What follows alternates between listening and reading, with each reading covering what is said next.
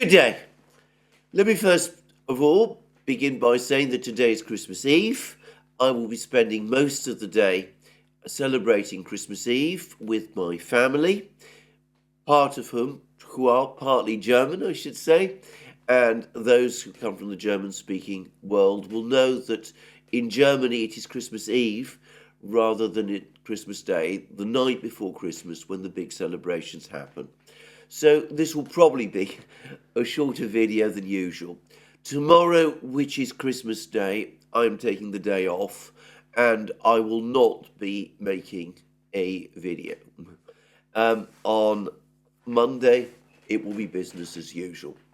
Anyway, that's what I wanted to say. Now let's proceed with the events as they're working out in the two great conflicts, the one in Ukraine and the one in the Middle East. Now, I should say, first of all, that the conflict in Ukraine has now been the subject of a discussion by no less a person than General Valery Gerasimov, the chief of the General Staff of the Russian Armed Forces and the overall commander-in-chief of Russian forces participating in the special military operation. Now, General Gerasimov is something of an enigma, I think, for most people. Lots of things have been said about him. He's not someone who says very much in public. He doesn't give lots of interviews in the way that General Zaluzhny does. He's not somebody who's always has lots of television appearances. There's nothing like a personality cult built around him. And I would say that this seems to be very much the tradition of the General Staff of the Russian Armed Forces. A German general, I somehow think it might have been Helmut von Moltke, the chief of the Prussian General Staff, who led Prussia and Germany to victory in the Austro-Prussian War of 1866 and the Franco-Prussian War of 1870. Anyway, I think it was von Moltke who once said that a General Staff officer should be nameless, should be invisible. And it seems to me that Gerasimov is very much in that tradition. He is a very quiet person. Nonetheless, it is important to say that he has been in charge of the war for roughly a year now. Since his appointment, he's brought stability to the command structure. And there's lots of people who say all sorts of things about him. Prigozhin disliked him intensely. But it's important to remember that Gerasimov has led the Russian army to its greatest single battlefield victory up to now, since the end of the Second World War. And I am referring to the defeat of Ukraine's summer offensive, an offensive which, let me reiterate again, was defeated. Now, Gerasimov was not only talking about Ukraine. This was a briefing that he gives every year around this time, just before Christmas, to military attaches attached to diplomatic missions in Moscow. The Russian Defense Ministry has provided a complete text of his words. It is very much in the style of a Russian General Staff officer. Rather terse, relatively short sentences, relatively short paragraphs, directly to the point, doesn't meander or wander along particular tangents. It describes things very much as they are. Now, you might not agree with much of his analysis of things, and that's the other interesting fact about this address, which is that it covers many political issues, many issues which in the West it is not traditional for soldiers to discuss, But there is no doubt that Gerasimov makes his opinions fairly clear, very clear, and there is no real doubt about his intentions or what he's trying to say. And he wasn't just talking about Ukraine. He provided a long overview of the situation around the world. He talked about the crisis in the Middle East. He talked about the situation in Africa. He talked about the general collapse in relations between Russia and the United States, the disintegration of the entire structure of arms control that had been painstakingly created during the Cold War. He talked about the dire situation, as he described it, in Syria, where the Syrian government has reasserted its control over most of Syria and pretty much all of populated Syria, but where the United States maintains a presence in eastern and northern Syria and imposes sanctions, severe sanctions, upon that country. And as you would expect, he is extremely critical of the United States. He draws all of these conflicts together, and he says that the United States is ultimately to blame for all of them.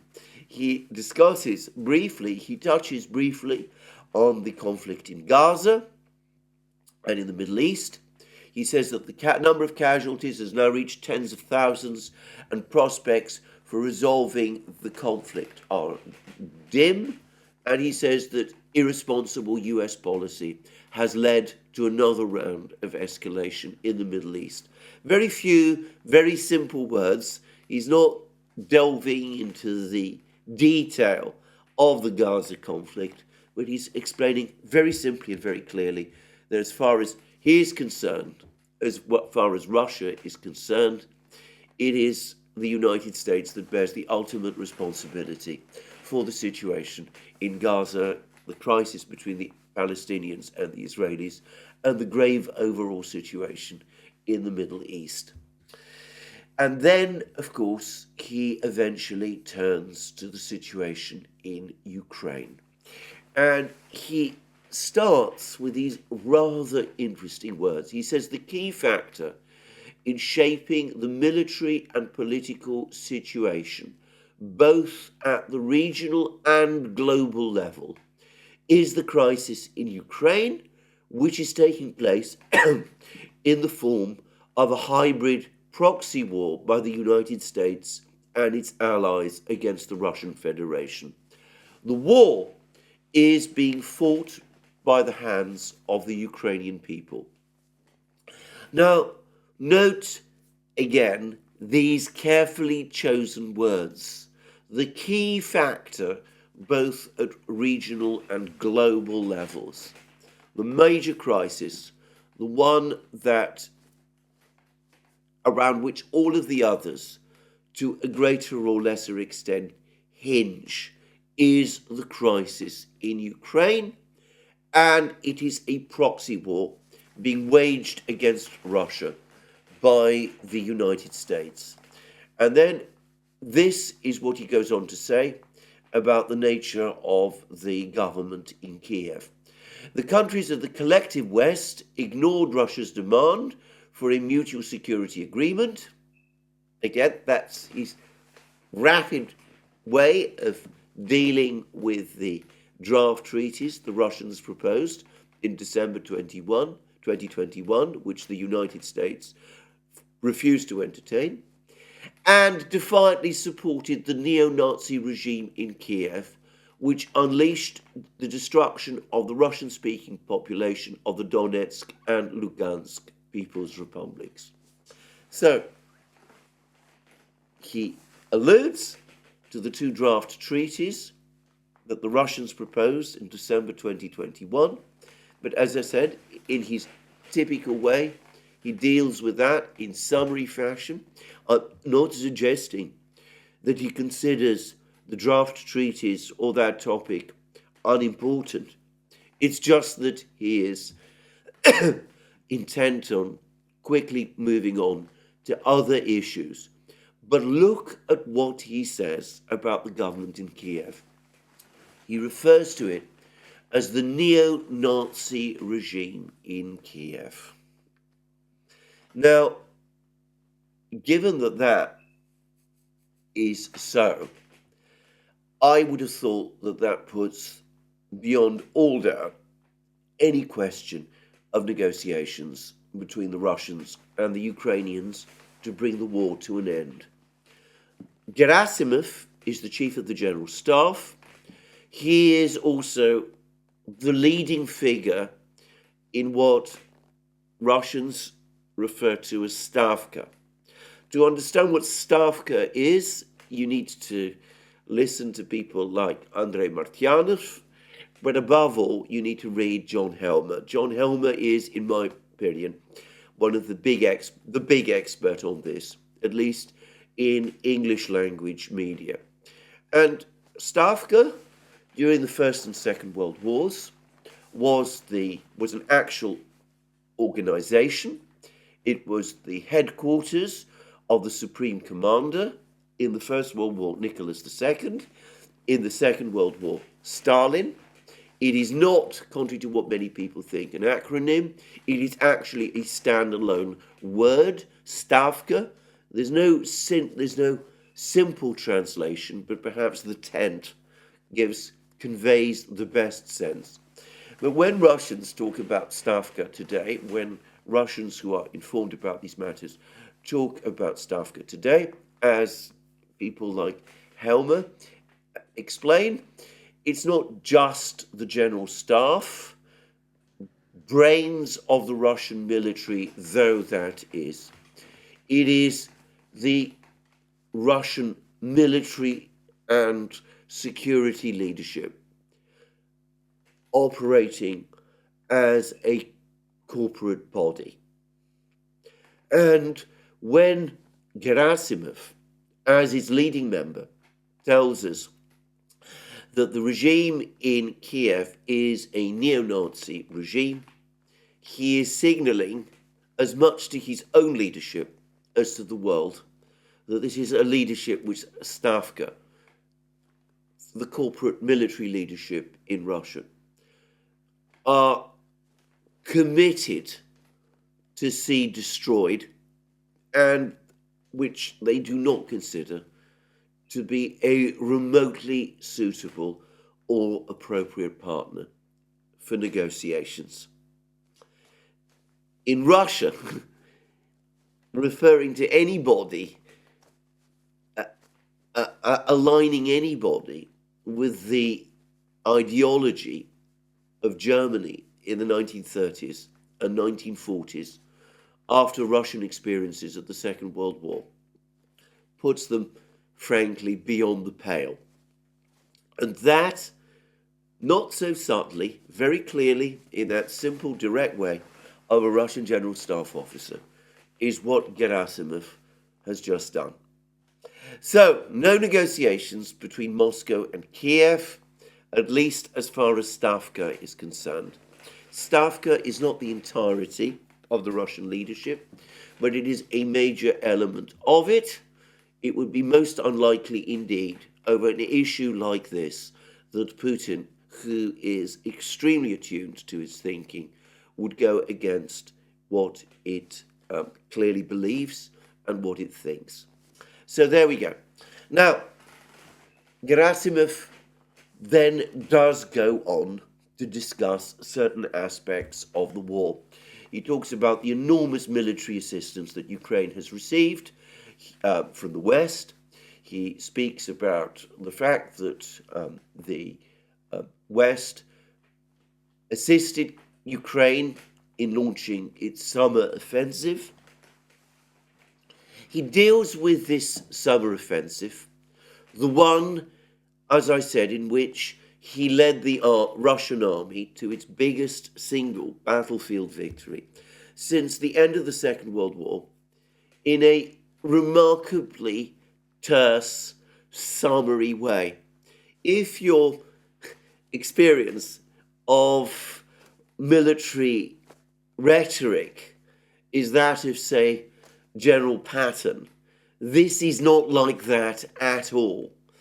And he goes on to say things like this. He says the Ukrainian command planned to defeat Russian groups during the offensive operations. They wanted to deprive Russia of a land corridor to Crimea. The enemy was planning to block Melitopol by the end of the 15th day. Later, there were plans for an attack with access to the coast of the Sea of Azov, the city of Mariupol, and the border with Crimea. In order to achieve this goal, the enemy concentrated an offensive force of up to 50 battalions, more than 230 tanks, and over 1,000 armoured fighting vehicles in Zaporozhye direction by early June. Half of this hardware were modern, foreign models. The group was later built up to 80 battalions. The Russian troops carried out large-scale operations to create an echeloned system of engineering barriers, defense lines and positions in order to disrupt the plans of the Ukrainian command. Notice he does not say, I decided that we would do this. He says the Russian troops carried out large-scale operations to create an echelon system of engineering barriers, defense lines and positions. He says that the Ukrainian military launched the offensive on 4th June 2023, managed to make some progress in Zaporozhye direction at the cost of heavy losses. The enemy, though, did not even manage to cross the tactical defense zone of Russian troops.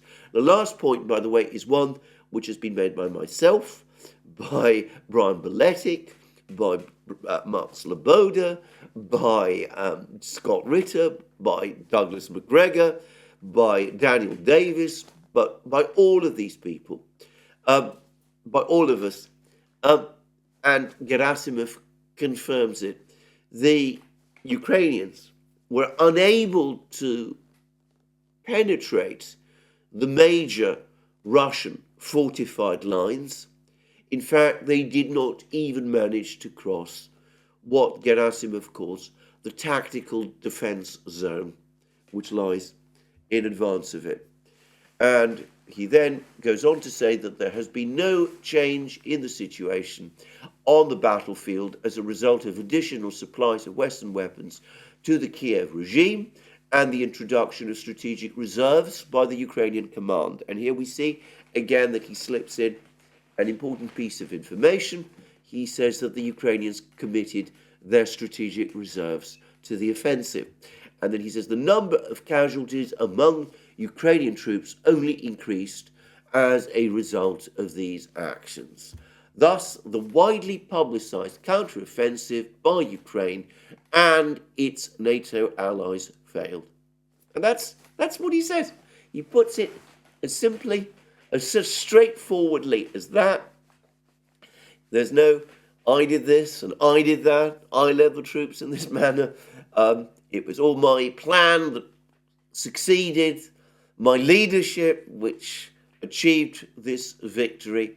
He just very simply, very precisely, simply sets out in a few relatively terse sentences what happened. And he goes on to say for half a year, enemy losses in all directions were about 160,000 troops, over 3,000 armoured fighting vehicles, including 766 tanks, 121 airplanes, and 23 helicopters. Russian troops are successfully conducting an active defence. Now, again, this explains in a very small, brief, few words what the Russians are currently doing. They are not engaged at the moment in a general offensive across the battlefronts. That may come, but that is not what they are doing at the moment.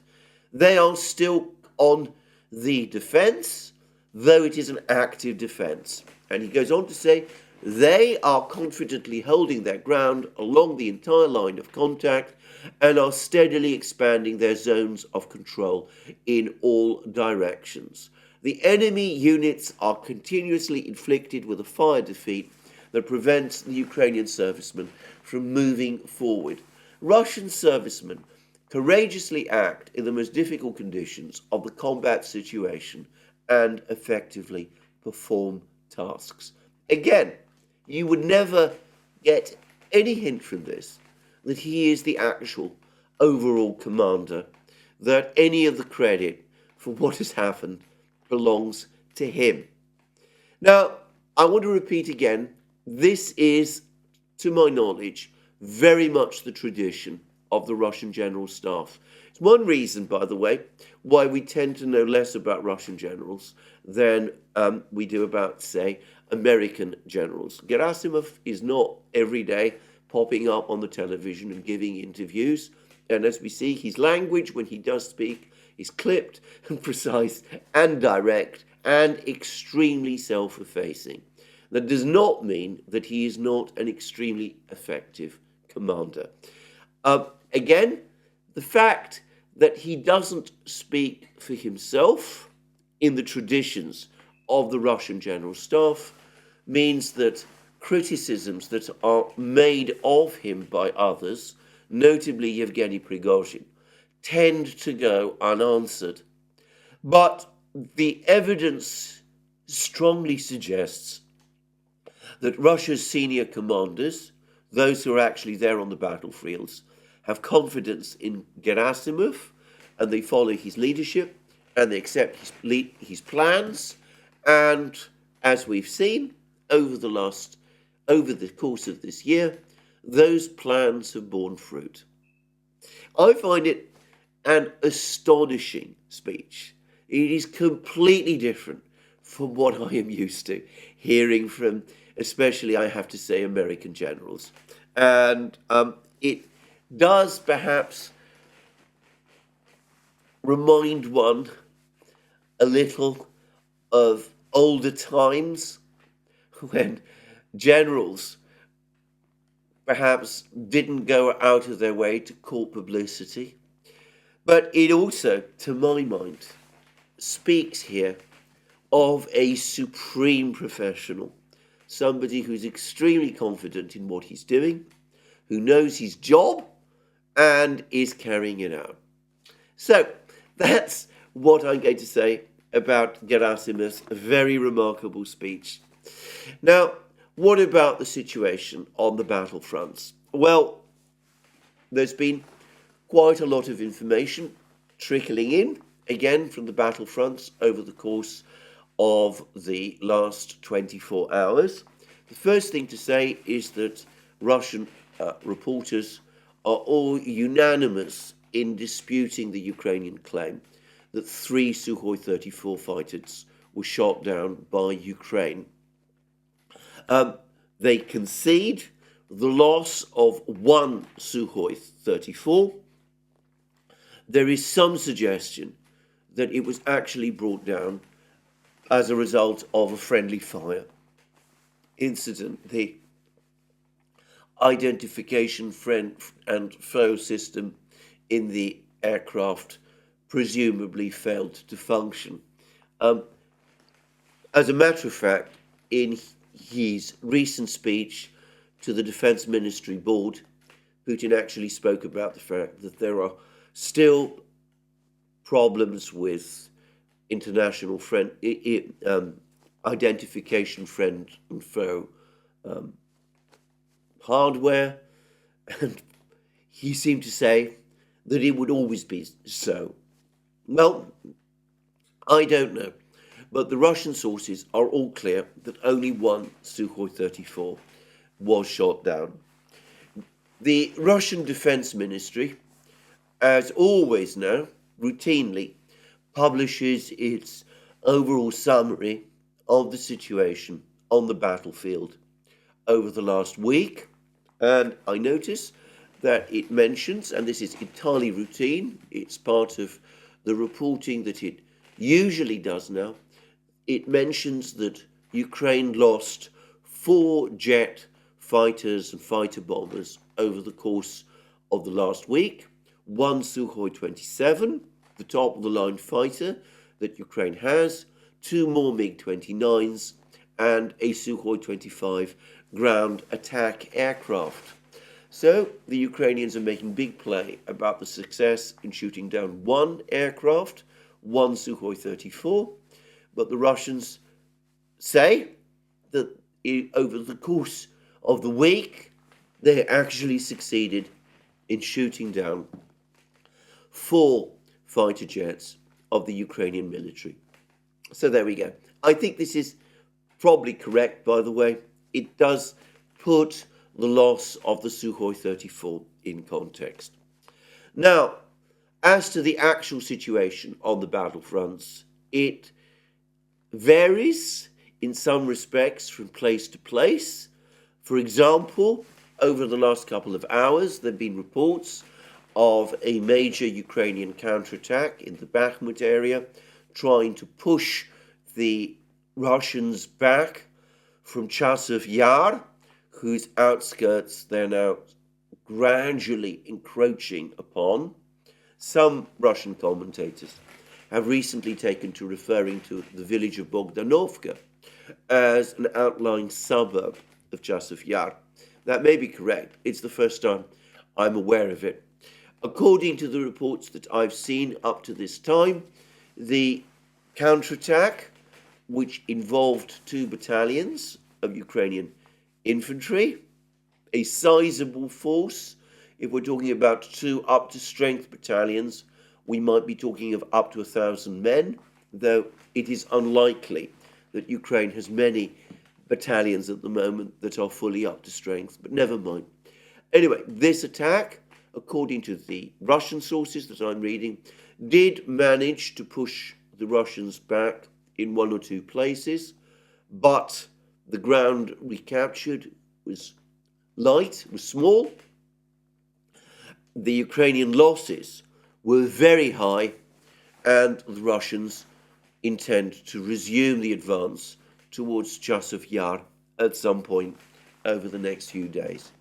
Elsewhere in the fighting in Bakhmut, in other parts of the fighting, in other areas of the fighting in and around Bakhmut, the Russians continue to advance. And they continue apparently to make very rapid advances in the Marinka area. They're now apparently systematically storming this village of Novomikhailovka. They apparently made advances of more than a kilometer in the Liman area. And as I understand it, they appear to be tightening their control of Avdiivka itself. And there have also been major Russian drone attacks across Ukraine, principally with Geranium-2s. And again, I'm going to suggest that, as was the case with the missile offensive last winter, part of the purpose of these Geranium-2 attacks is not so much to destroy particular Ukrainian positions, though a lot of that does happen, obviously, but also to deplete the Ukrainian air defense system. The United States and its allies have gone to extraordinary lengths over the course of the last year to replace the S-300-based Ukrainian air defense system, which basically collapsed early this year when Ukraine ran out of these missiles. And of course, they've supplied Patriot missiles and IRIS-Ts and NASAMS and other such missiles to Ukraine. But the numbers of these missiles, by definition, is finite. And by the way, the system is not apparently as comprehensive as the old Ukrainian air defense system was. And this has created significant gaps in Ukraine's air defense cover. I say this despite the fact that Zelensky is now currently bragging that he has some great air defense shield in the sky.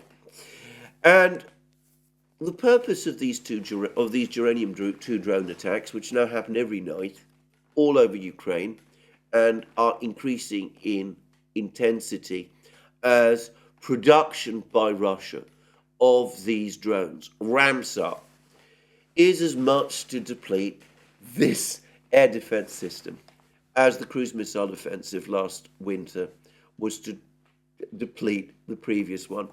And the tactic is working. And we know this because the United States is now struggling to supply Ukraine with Patriot missiles. And as I've discussed in my last video, Patriot missiles being in short supply, it is now having to plead and beg Japan to part with its relatively small stock of Patriot missiles. And apparently Japan has limited production of these missiles in order to assign some of them to Ukraine. And in the meantime, as the air defense system depletes and remains preoccupied, the Russian Air Force goes on the rampage across the battlefronts of eastern Ukraine. And interestingly, and surely not by coincidence, the head of the United Aircraft Corporation, the division of Russia's giant state-owned Rostec group, which essentially is the Russian military-industrial complex. Anyway, he says that there is now a rising curve of fighter jet production, and it is going to increase significantly next year. Fighter jet production is going to grow much faster next year in Russia than it has been doing over the last 2 years. And he specifically alluded to the Sukhoi 57, Russia's fifth generation stealth fighter, which we know is operating in the area of the special military operation, though we know very, very little about what it is doing, because the Russians don't tell us very much. But anyway, he seemed to be hinting that deliveries of this very new fighter jet are now being ramped up. So, overall story, Ukraine again struggling, short of ammunition, short of men, being pushed back in all sorts of places, still able to engage in local counterattacks like the one in Bakhmut. Arguably, these counterattacks not particularly wise or well conceived, but that is what the Ukrainians choose to do. And overall, the story, the Ukrainians retreating step by step, the Russians advancing step by step. And there's even an article now in the New York Times which sort of acknowledges that this is happening. Russia makes small battlefield gains, increasing pressure on Ukraine.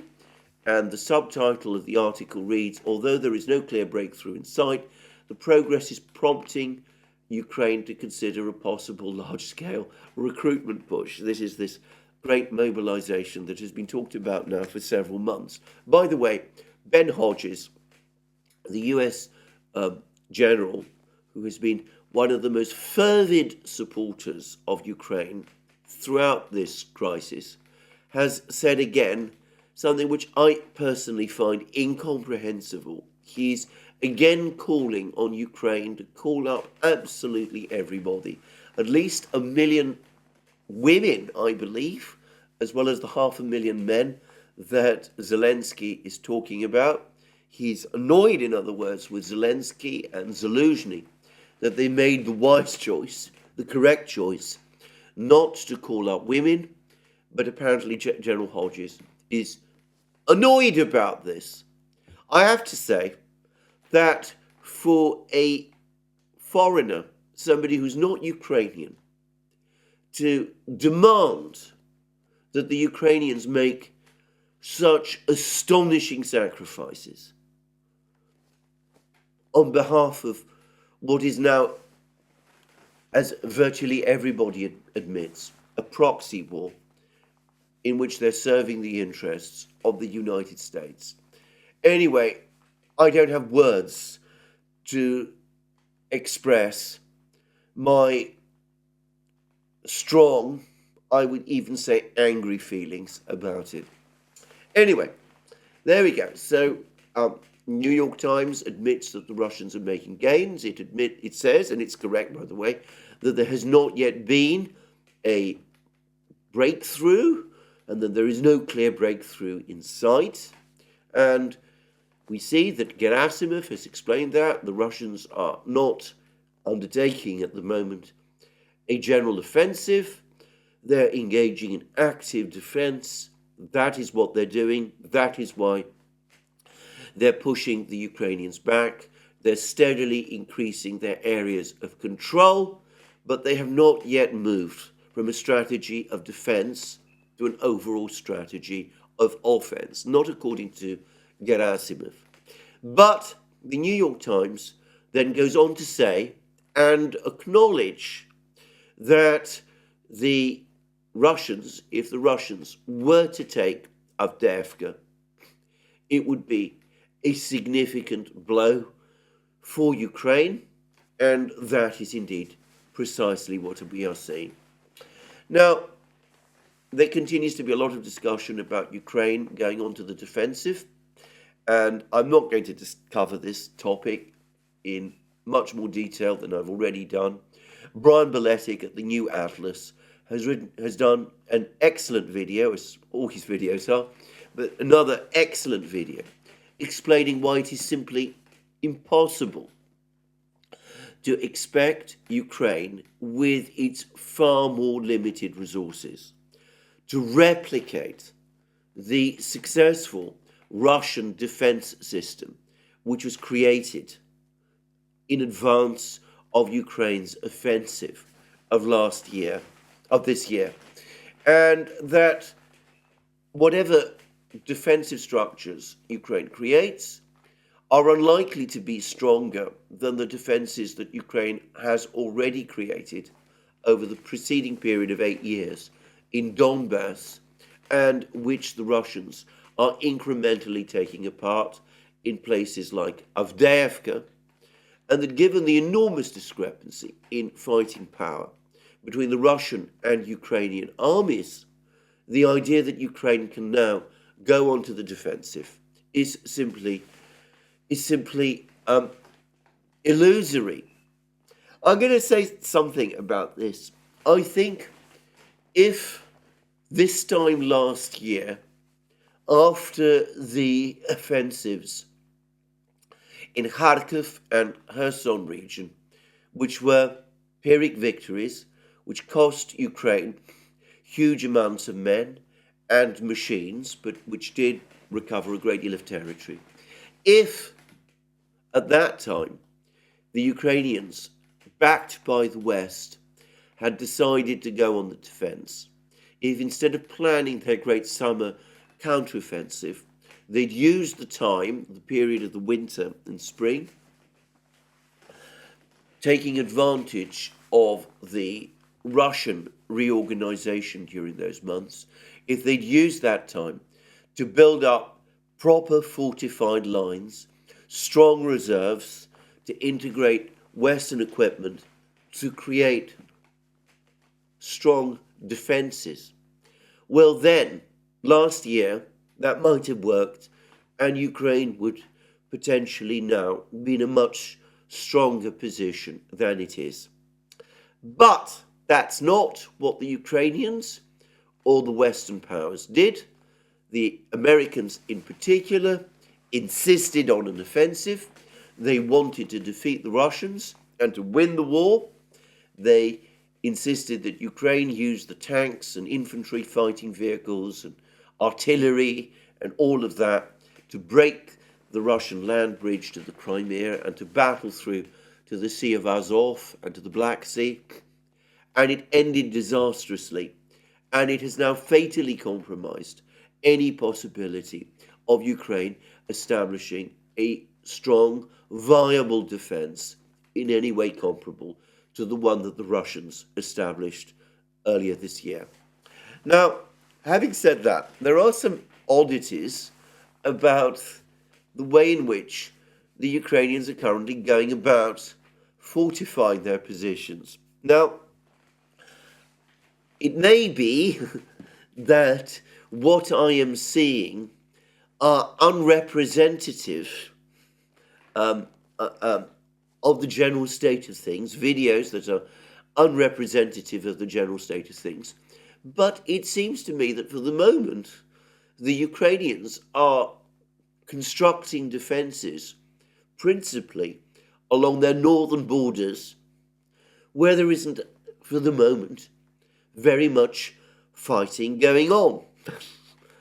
On the eastern front lines, in Donbass, in Zaporozhye, in Kherson region, I don't really see much sign yet of great fortifications being built, even though that is where the fighting is currently happening and where the Russians are advancing. I ought to also say that the construction that I've seen, and I have some experience of construction, I've seen how it's done, looks pretty slapdash and rather disorganized to me. But, again, the videos might not have been complete. I do wonder what exactly is going on, however, if I am right, and whether the fortifications are indeed being built along the quieter parts of the front lines in the north. Could this be because this is where the Ukrainians fear the big Russian advance will come, that the Russians are planning another great advance on Kiev? Or could it be that the various private contractors who are being paid apparently large sums of money to build these fortifications are happy to take the money but are not happy to expose themselves to the risks of a war zone and are building the fortifications where they are least needed? Or could it also be that the ultimate Ukrainian plan, if there is one, or perhaps more appropriately, General Aguto's plan, the American general who's been sent to Kiev to take charge of things, whether that plan is actually to withdraw to the west bank of the Dnieper along the entire line of contact, ceding all territory east of the Dnieper to the Russians, with the Dnieper serving as Ukraine's major fortified barrier. Now, as to the last, I will say straight away that is wild speculation on my part. But I would say that various commentators have spoken about the fact that the Ukrainians do seem to be steadily retreating in every part of the battlefield, and it could be that there is a general understanding now amongst the Ukrainian forces that their objective will be to pull back eventually across the Dnieper. Now, if that happens, I will discuss its implications.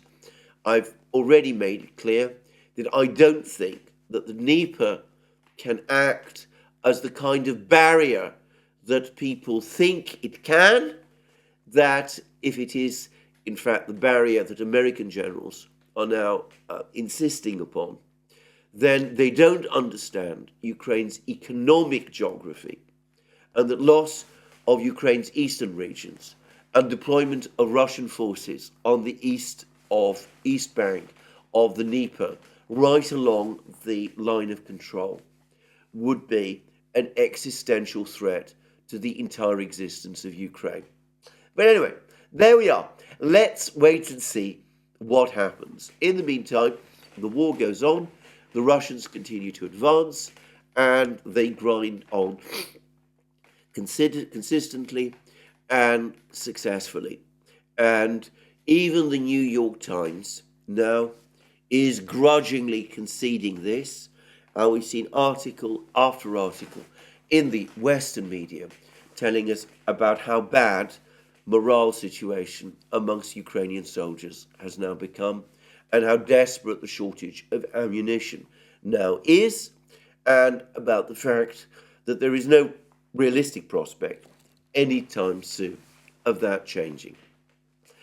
Now, I am going to return now to one of the topics of my program yesterday, and that is this long study by the Institute for the Study of War, the one that I discussed, in which they talk about the need to continue to support Ukraine, come what may, because a defeat in Ukraine will cause a massive crisis for the West.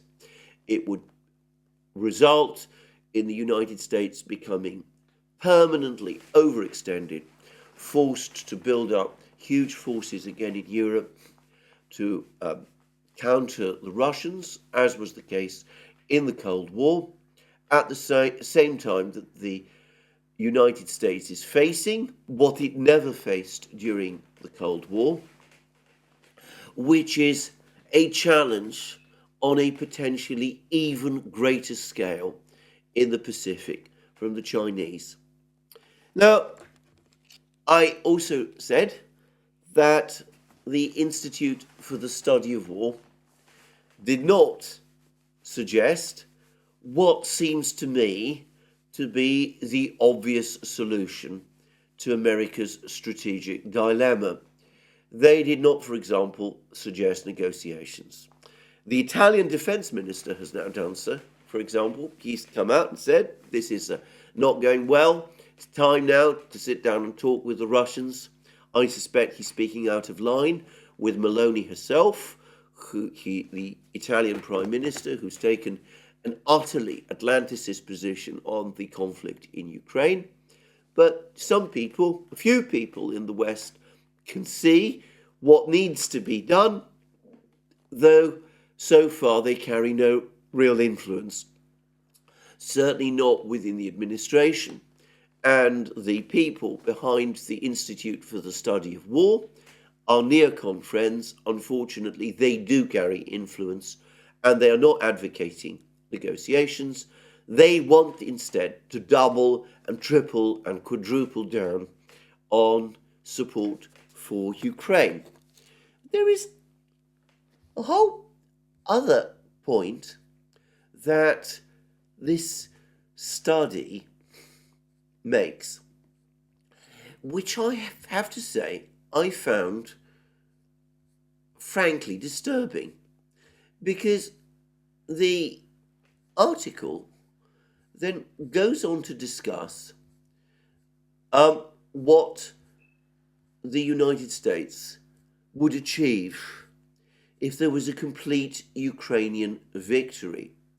And it talks about control of the Black Sea.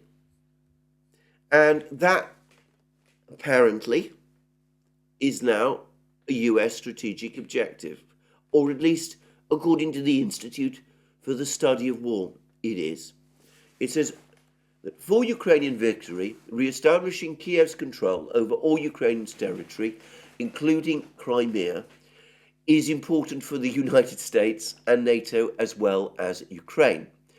Russia's possession of Crimea makes Russia the dominant power in the Black Sea and allows Russian aircraft to threaten the southeastern NATO flank, as well as to deploy long-range air defenses on the peninsula. The positions on the east bank of Kherson Oblast that Russia currently controls provide bases even further west of Crimea.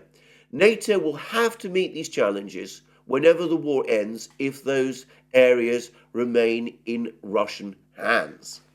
However, if Ukraine were to regain control of Kherson region and Crimea, well, in that case, the Institute for the Study of War tells us that the Black Sea would become very nearly a NATO lake. Moscow would likely complete its military control of Belarus and base its forces there, even in this scenario. The threat to NATO such bases, however, would take on a very different cast in a scenario in which Belarus is a large salient with NATO forces on two sides and a large and powerful independent Ukraine all along its southern border. The task of defending northeastern Poland and the Baltic states from Russian troops operating out of Belarus, Kaliningrad, and Russia itself, note that they don't treat Kaliningrad as part of Russia, anyway, never mind, is a much more manageable and less costly proposition than that of defending the entire NATO line from the Black Sea to the Arctic Ocean. So it's all about the Black Sea, apparently. Now, when was this discussed? When were the American people told that their tax dollars, hundreds of billions of dollars of them, or of those, have been shipped off to Ukraine for control of the Black Sea as part of some strategy to transform the Black Sea into a NATO, meaning a US lake? How is control of the Black Sea, transforming it into a NATO lake, how does that benefit the security of the United States? How does Russian control of the Black Sea, which the Institute for the Study of War admits is already currently the situation, how does Russian control of the Black Sea threaten the United States? Why should people in Ohio or Iowa or Texas, why should they be concerned about who controls the Black Sea, located, well, I'm not even going to try and guesstimate the distance from the United States? When was this discussed in Congress? When was this put before people in Congress? When was this really talked about on the talk shows? When were the American people informed about all of this? We can see, once again, the nature of neocon planning. They've cooked up, and this, by the way, I think it's widely accepted, was a long-standing fantasy of theirs. They cooked up this project of winning over Ukraine to their side. They were going to set up some kind of a base in Crimea. I've heard, it's been actually widely reported, that directly after the Maidan events in 2014, some kind of an American mission was being dispatched to Crimea to size up the territory there. Anyway, they come up with this extraordinary plan, and of course, by doing so, and by pushing it, and by pushing to get NATO, Ukraine into NATO, and of course, the Crimea, by extension, into NATO, so that they can convert the Black Sea into a NATO or US lake.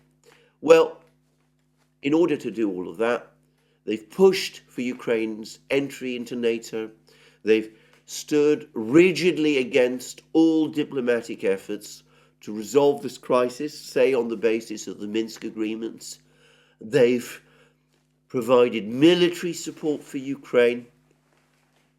They supported that offensive towards the Black Sea and the Sea of Azov, which Ukraine undertook on their urging last year.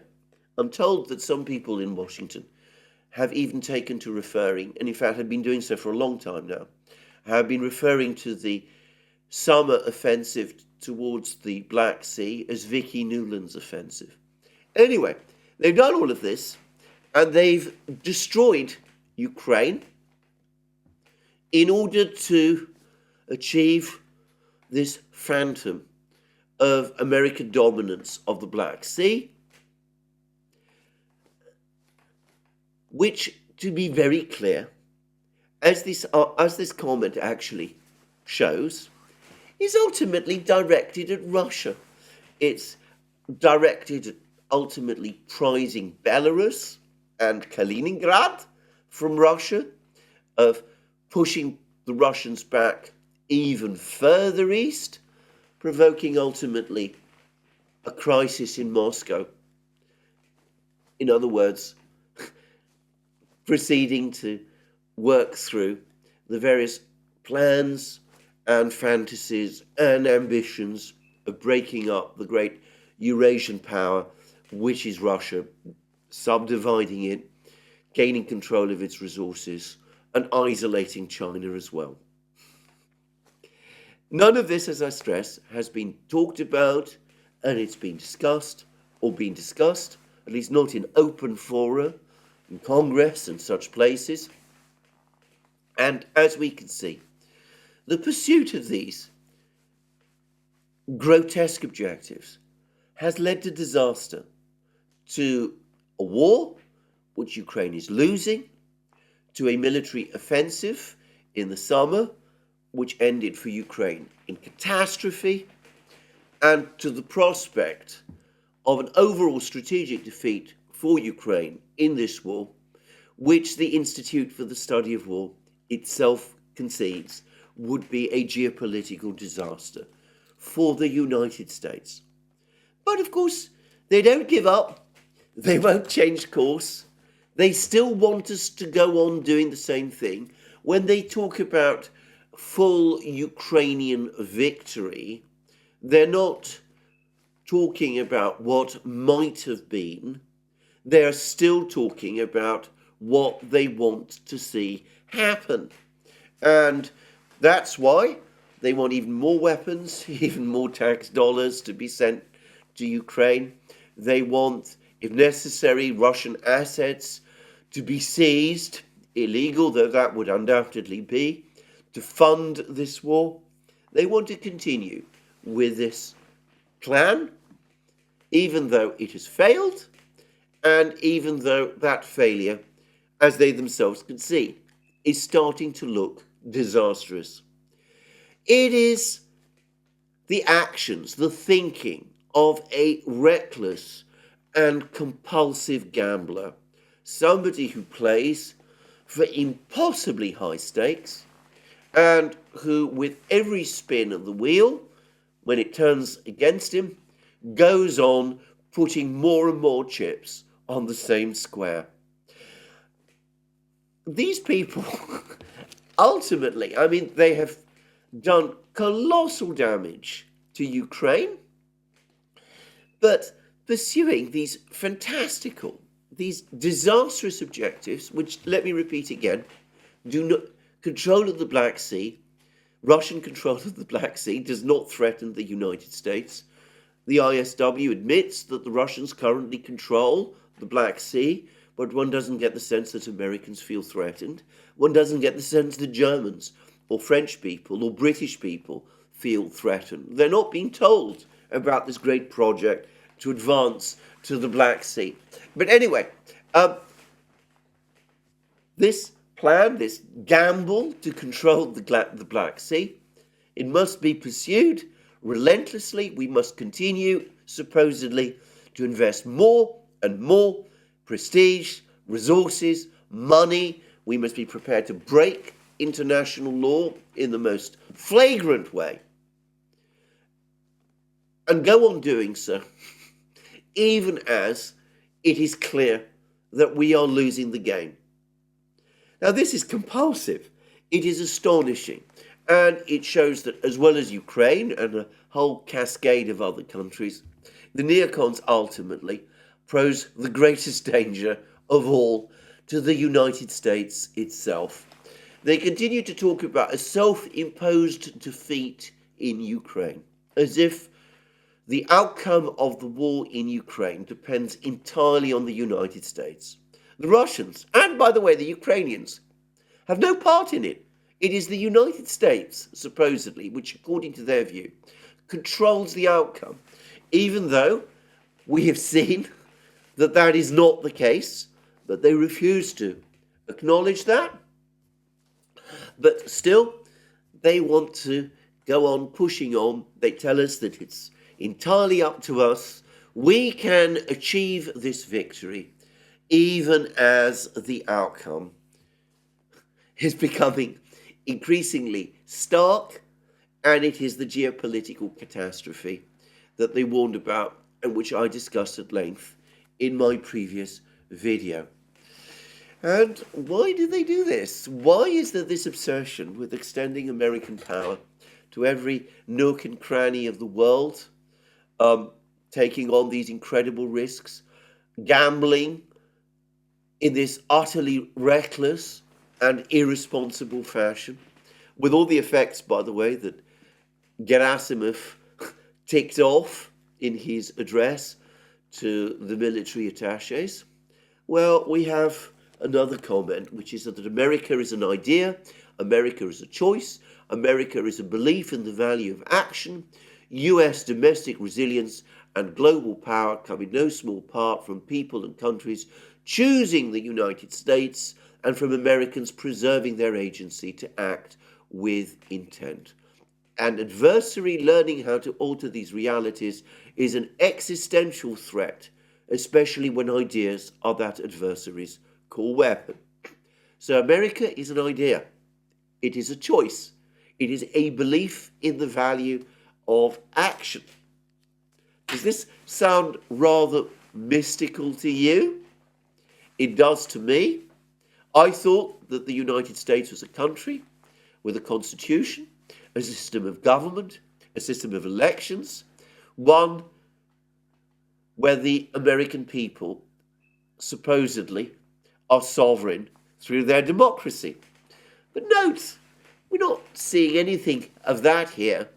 It is instead somebody's idea or choice or belief in the value of action.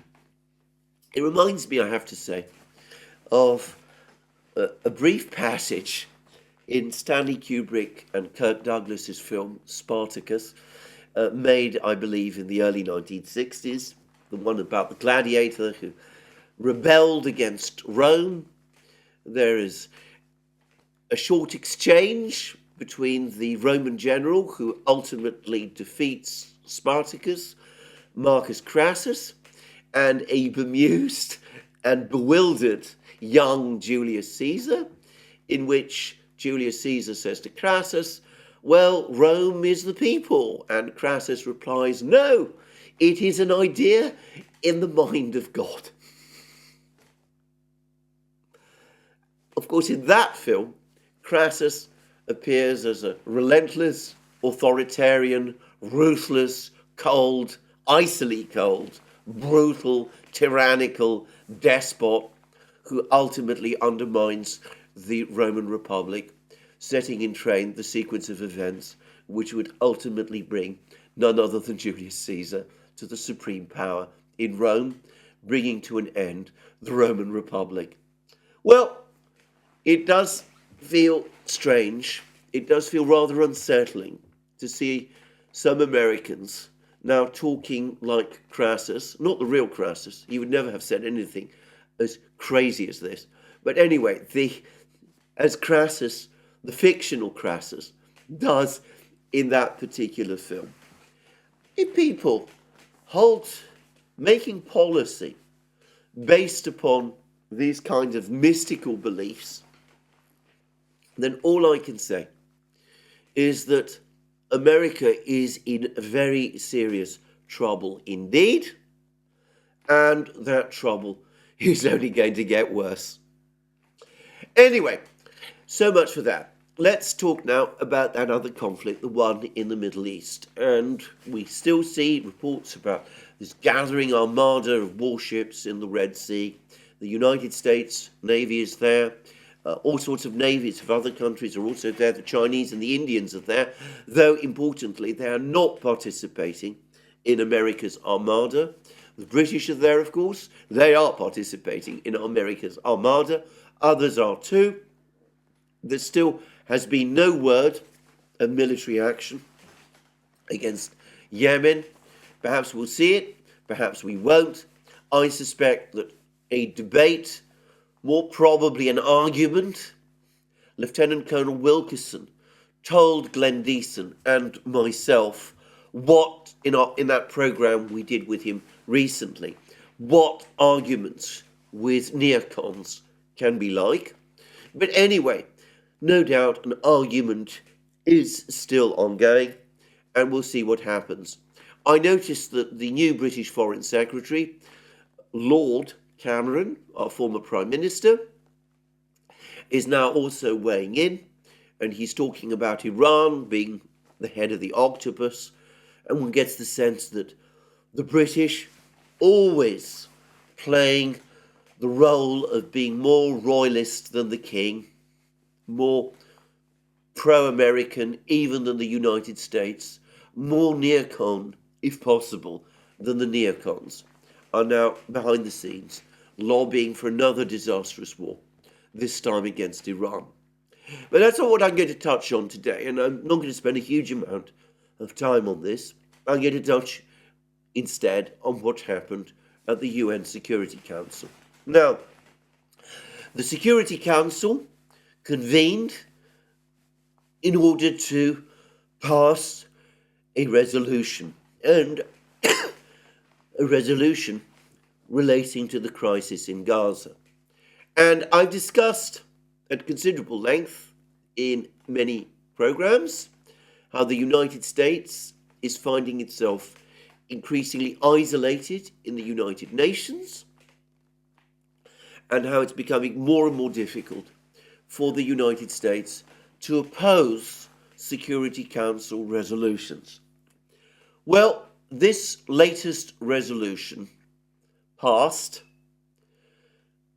but it passed in a way that is only going to intensify the isolation of the United States, because the Arab states who were sponsoring the resolution went out of their way this time to try to meet American concerns.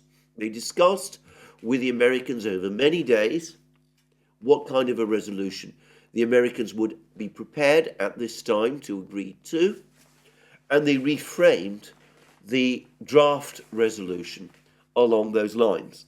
The result is that this is not a ceasefire resolution. It is principally a resolution about providing humanitarian access. The Russians, who have been pushing very hard for a Security Council resolution, actually said that were it not the case that this resolution is backed by some of the Arab countries, because it did not include a ceasefire provision, the Russians would have vetoed it. But because the Arab states did support it, and out of deference to the Arab states, the Russians instead chose to abstain. What did the United States do? I've said this resolution was framed and reframed and negotiated and discussed with the American team at the Security Council over several days with a view to meeting American concerns. It does not mandate a ceasefire. Well, the United States still did not vote for the resolution. Instead, it abstained. Now, I cannot doubt that Arab states, states around the world, are going to be utterly exasperated by this behavior. Undoubtedly, when the Arab states and other states around the world made all of these concessions to get this resolution passed, they must have done so on the assumption that the Americans would support it. The fact that the Americans did not support it will have demonstrated yet again to these countries how incapable the United States is of formulating a policy on the Gaza crisis which reflects the actual Middle Eastern diplomatic realities. These actions are going to lose further support for the United States in the United Nations and in the Security Council. There's been an article in the Financial Times in which the Financial Times, a newspaper unswervingly loyal to the Biden administration and to the Democrats, passionately opposed to Donald Trump, is now saying that there's growing concern about the Biden administration's policy in the Middle East, that it is coming to be seen as feckless. That Biden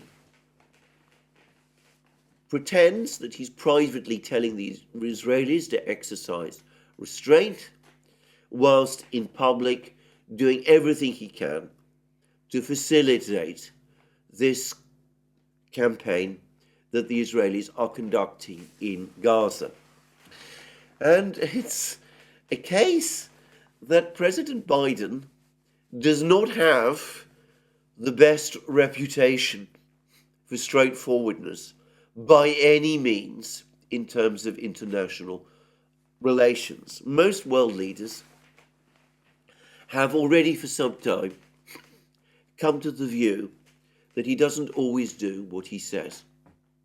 Well, this is going to deepen that feeling even further, and of course thwart it at the Security Council.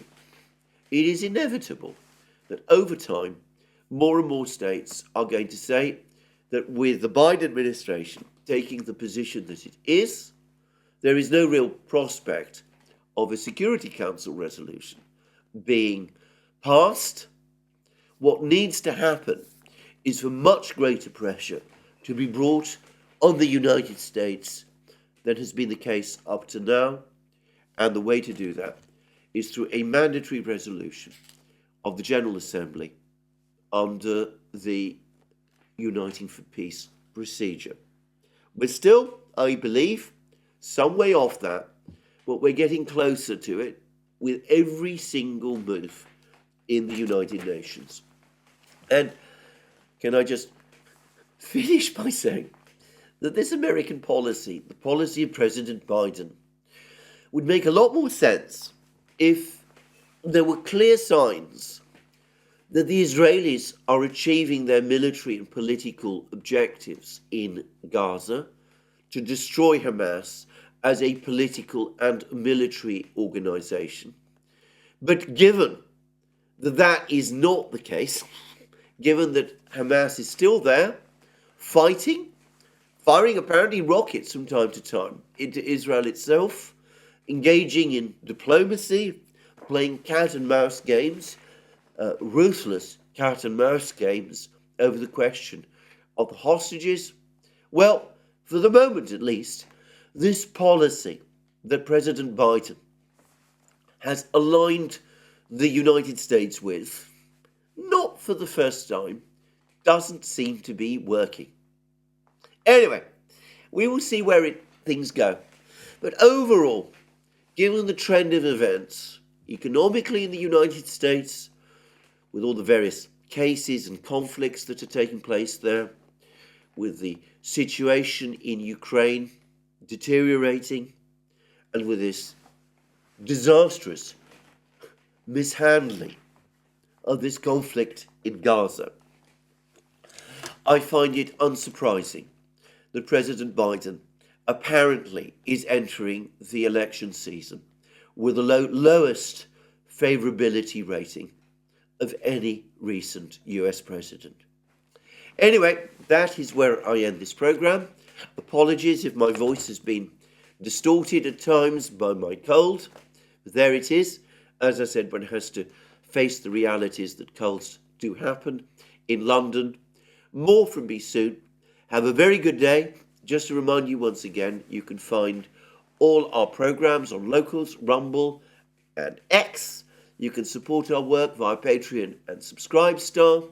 You can check out our shop, get yourself the amazing things that you will find there, our t-shirts, our hoods, our hats, our scarves, all those amazing things. And we have a 20% discount now, a Christmas sale. Well, check out our shop, and remember, if you've liked this video, please remember to tick the like button and to check your subscription to this channel. That's me for today. More from me soon. Have a very good day.